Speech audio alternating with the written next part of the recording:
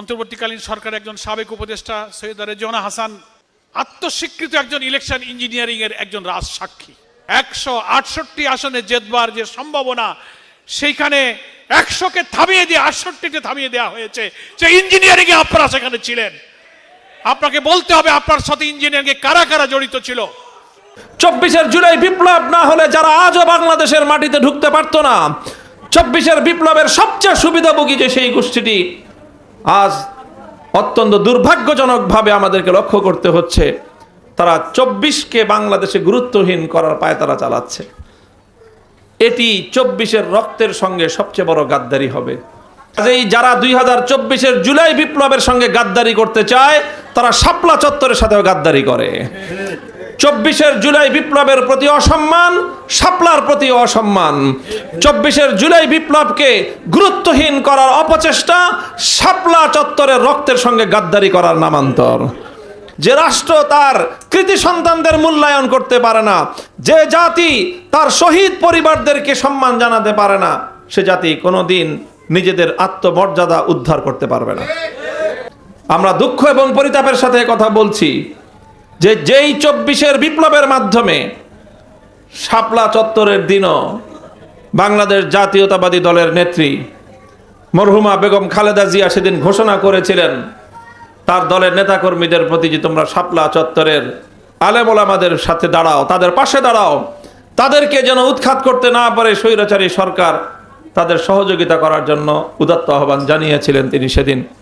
দুর্ভাগ্যবশত সেই দলের কিছু নেতাকর্মীদের সেদিন তাদের ভুল ভূমিকার কারণে সেদিন শাপলা চত্বরের এই মেচাকার সংগঠিত হয়েছিল, তারা তাদের যথাযথ দায়িত্ব পালন করতে পারে নাই। সেই মহলটি আজও পর্যন্ত সেই দলের মধ্যে সক্রিয় আছে। এখন তারা আবার 2026 সালে এসে 24 জুলাই বিপ্লবকে বাংলাদেশে গুরুত্বহীন করার অপতৎপরতা শুরু করেছে। 24 জুলাই বিপ্লবের সবচেয়ে বড় বেনিফিশিয়ারি যারা 2013 সালের শাপলা চত্বরে এবং 2021 সালের মোদি বিরোধী আন্দোলনে শাহাদাত বরণকারী এবং এই সংগ্রামগুলোতে জালিমের আঘাতে ক্ষতবিক্ষত আহত ভাইদের সম্মানে, শহীদ পরিবারদের সম্মানে এবং আহতদের সম্মানে শাপলা স্মৃতি সংসদের উদ্যোগে আয়োজিত আজকের এই ইফতার মাহফিলে যারা উপস্থিত হয়েছেন, বিশেষ করে শহীদ পরিবার এবং যুদ্ধাহত শাপলার আহত এবং 2021 মোদি বিরোধী আন্দোলনে আহত ভাই বোনদেরকে আমি প্রথমেই আন্তরিকভাবে কৃতজ্ঞতা এবং শুকরিয়া জ্ঞাপন করছি যে আপনাদের আপনজন যেভাবে জীবন দিয়ে আমাদের দেশকে, আমাদের জাতিকে, উম্মাহকে কৃতজ্ঞতা পাশে আবদ্ধ করে গিয়েছেন এবং আহত ভাইয়েরা তারা পঙ্গুত্ব বরণ করে কিংবা জীবনে অনেক বড় ত্যাগ এবং কোরবানি স্বীকার করার মধ্য দিয়ে উম্মার প্রতি, দেশের প্রতি, জাতির প্রতি আপনারা যে কর্তব্য পালন করেছেন, সেই জায়গা থেকে আপনারা আমাদের জাতীয়ভাবে অনেক সম্মানিত এবং মর্যাদাপূর্ণ একটি আসনে আপনারা অধিষ্ঠিত হয়েছেন। দুর্ভাগ্য আমাদের যে আমরা আপনাদেরকে যথাযথ সম্মান প্রদর্শন করতে পারিনি। আপনাদের যে মর্যাদাটুকু প্রাপ্য ছিল সেই মর্যাদাটুকু এ জাতি দিতে পারেনি। সম্মান, মর্যাদা, স্বীকৃতি তো দূরের কথা, এমনকি ন্যূনতম আপনাদের জীবন জীবিকার যে প্রয়োজনটুকু ছিল সেটাও জাতীয়ভাবে আমরা পূরণ করতে ব্যর্থ হয়েছি, যার ফলে দিনের পর দিন, মাসের পর মাস, বছরের পর বছর আপনাদেরকে নানা হয়রানির শিকার হতে হয়েছে। চিকিৎসাহীন অবস্থায় আপনাদেরকে ধুকে ধুকে জীবন অতিক্রম করতে হয়েছে। নানা ধরনের অনভিপ্রেত আরও বিভিন্ন পরিস্থিতির মধ্য দিয়ে আপনাদেরকে সময় অতিক্রম করতে হয়েছে। এমনও শহীদ পরিবার রয়েছেন যে যারা তাদের শহীদ আপনজনদের লাশটুকু নিয়ে পর্যন্ত শেষ মুহূর্তের যে আপনজনদের যে আবেগ, যে কান্না, তাদের যে বুক এবং বক্ষ হালকা করার মতো যে একটা চিৎকার করা, কান্নাকাটি করার পর্যন্ত তাদেরকে অবকাশ দেওয়া হয়নি। লাশগুলোকে নিয়ে স্বাভাবিকভাবে সাধারণ মুসলমানদেরকে নিয়ে জানাজার নামাজটুকু পর্যন্ত যথাযথভাবে আদায় করার সুযোগ দেওয়া হয়নি। এই ধরনের পরিস্থিতির মধ্য দিয়ে আপনারা এসেছেন। এরপরে আপনজন হারালো, আপনজন হারানোর বেদনা, সন্তান হারানোর বেদনা, স্বামী হারানোর বেদনা, বাবা হারানোর বেদনা, এই বেদনা থাকা অবস্থায় সেই ফ্যাসিবাদী সরকারের তাদের দোসর, পান্ডা এবং গুন্ডাদের অব্যাহত হয়রানি, প্রশাসনের পক্ষ থেকে নানা ধরনের হয়রানি, হুমকি ধামকি অব্যাহতভাবে আপনাদেরকে বরদাস্ত করতে হয়েছে। এমনকি মিথ্যা মামলার পর্যন্ত আপনাদেরকে সম্মুখীন হতে হয়েছে। আপনাদেরকে মামলা দেওয়ার জন্য বাধ্য করেছে প্রশাসনের সেই জুলুম থেকে বাঁচার জন্য অনেক শহীদ পরিবারের আপনজন শহীদের রক্তের দাগ মুছার আগেই নিজেদেরকেও ফেরারি জীবন অবলম্বন করতে হয়েছে। এই সব পরিস্থিতির মধ্য দিয়েই 2021 সালে, 2013 সালে এবং 21 সালে আপনারা এই কঠিন পরিস্থিতির সম্মুখীন হয়েছেন। এই অবস্থায় আপনাদের আপনজন দেশের জন্য, জাতির জন্য, ইসলামের জন্য যে অসামান্য অবদান তারা রাখলেন, এই জাতির পক্ষ থেকে আপনাদের প্রতি, শহীদ পরিবারের প্রতি, আহতদের প্রতি যতটুকু দায়িত্ব এবং কর্তব্য পালন করার প্রয়োজন ছিল, সে দায়িত্ব পালনে অনেক গাফলতি হয়ে গিয়েছে। সেই জন্য একজন দায়িত্বশীল হিসাবে আমি 2013 সালেও দায়িত্বশীল ছিলাম, 2021 সালেও দায়িত্বশীল ছিলাম। ব্যক্তিগতভাবে আমি এবং আমার সকল সহকর্মীদের পক্ষ থেকে আবারও আপনাদের কাছে আমরা ক্ষমা প্রার্থনা করছি। এবং সেই সাথে আমরা আপনাদেরকে এই প্রতিশ্রুতি দিচ্ছি, আমাদের সামর্থ্য অনেক সীমিত, আমাদের আসবাব এবং আমাদের উপকরণ অপ্রতুল, কিন্তু আপনাদের প্রতি ভালোবাসা এবং আপনাদের প্রতি আমাদের দায়িত্ববোধ, আপনাদের প্রতি আমাদের সম্মান এবং শ্রদ্ধাবোধ আমাদের হৃদয়ে রয়েছে অপরিসীম। আমরা আমাদের সাধ্যের সবটুকু দিয়ে আপনাদের যে কোনো প্রয়োজনে আপনাদের পাশে থাকার প্রত্যয় এবং অঙ্গীকার আমি আবারও আজ এই মঞ্চে দাঁড়িয়ে পুনর্ব্যক্ত করছি।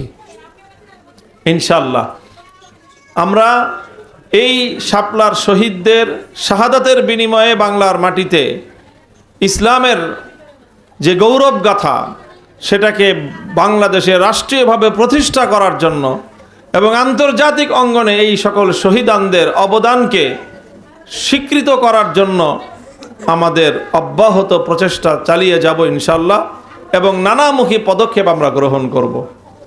ইতিমধ্যে বাংলাদেশের রাষ্ট্রীয়ভাবে, সরকারিভাবে বিগত অন্তর্বর্তীকালীন সরকারের আমলে, বিশেষ করে সেই সময়ের আজকে আমাদের এই অনুষ্ঠানে বক্তব্য দিয়ে গিয়েছেন যিনি বিশেষ অতিথি হিসেবে, বিগত সরকারের স্থানীয় সরকার ও পল্লী উন্নয়ন সমবায় মন্ত্রণালয়ের মাননীয় সাবেক উপদেষ্টা, তার মন্ত্রণালয়ের পক্ষ থেকে শহীদ পরিবারদেরকে সম্মান জানানোর একটি ব্যবস্থা করেছেন। সেখানে অল্প কিছু পরিবার নানা প্রক্রিয়ার মধ্য দিয়ে তাদেরকে অন্তর্ভুক্ত করা সম্ভব হয়নি।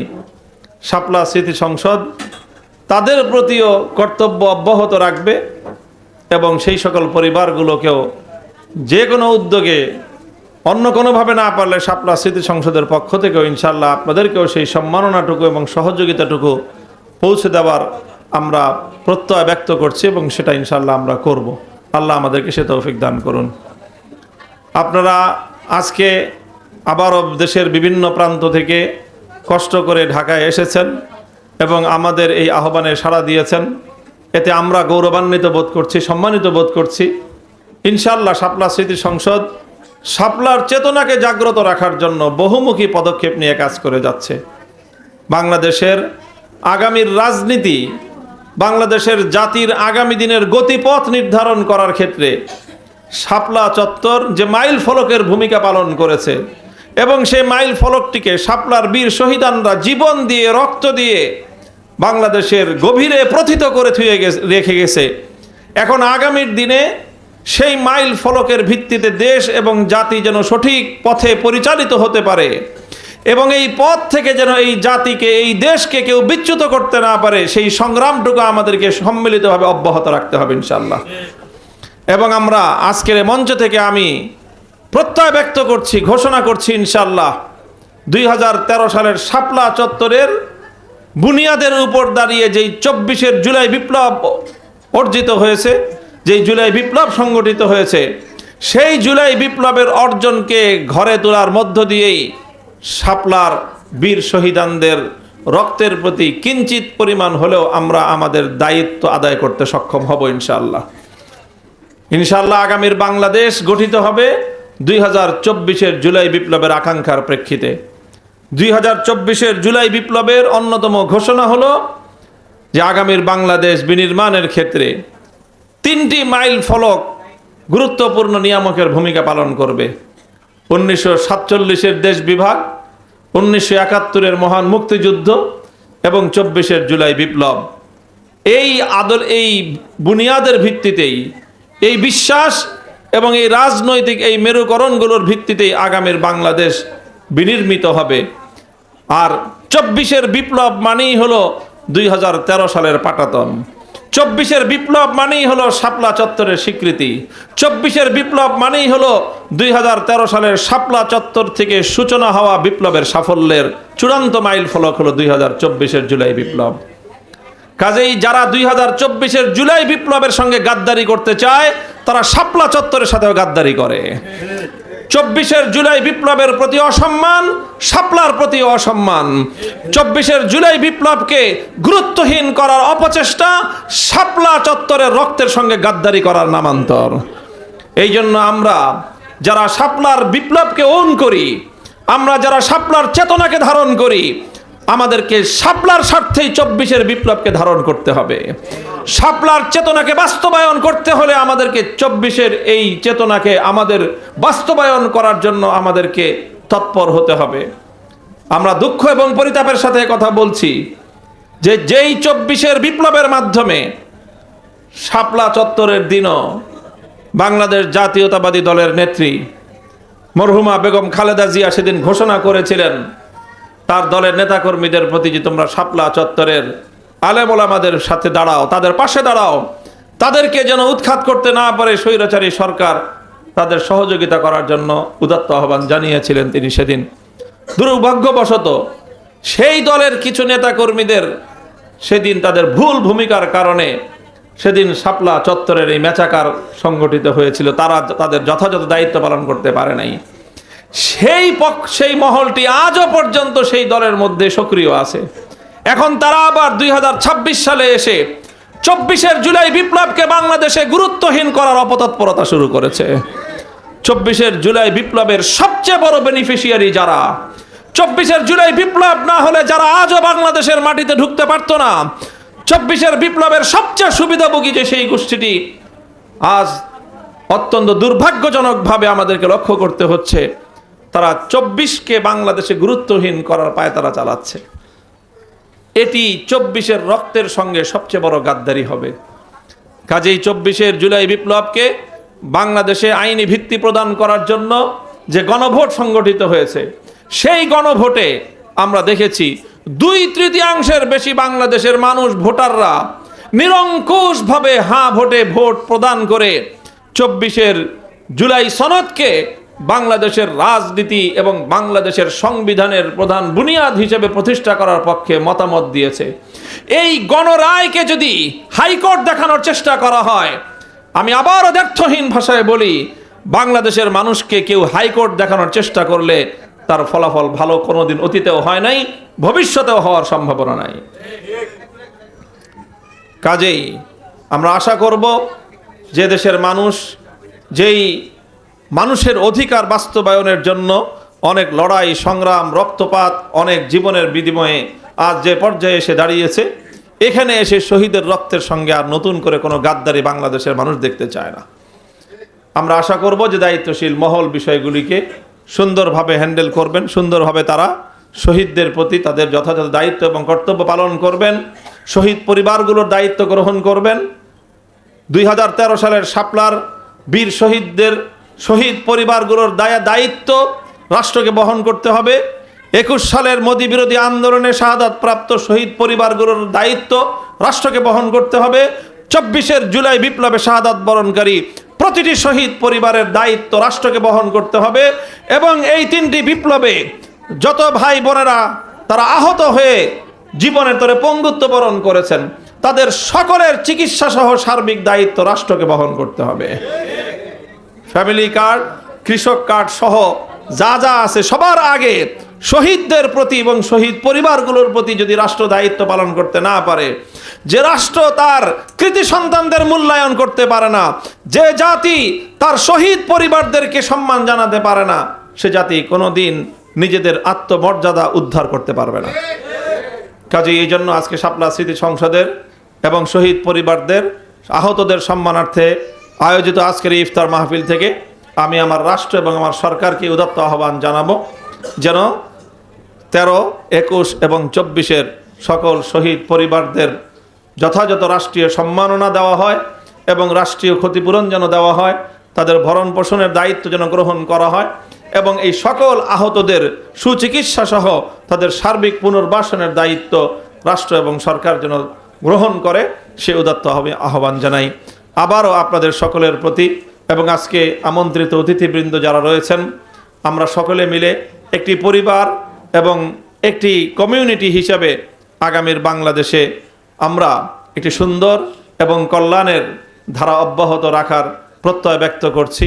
শহীদ পরিবারদের প্রতি আমি আবার আমার আন্তরিক সম্মান, ভক্তি, শ্রদ্ধা প্রদর্শন করে এবং আহতদের প্রতি সহমর্মিতা জ্ঞাপন করে বক্তব্য শেষ করছি। ও আখিরু দাওয়ানা আলহামদুলিল্লাহি রাব্বিল আলামিন। আসসালামু আলাইকুম ওয়া রাহমাতুল্লাহ।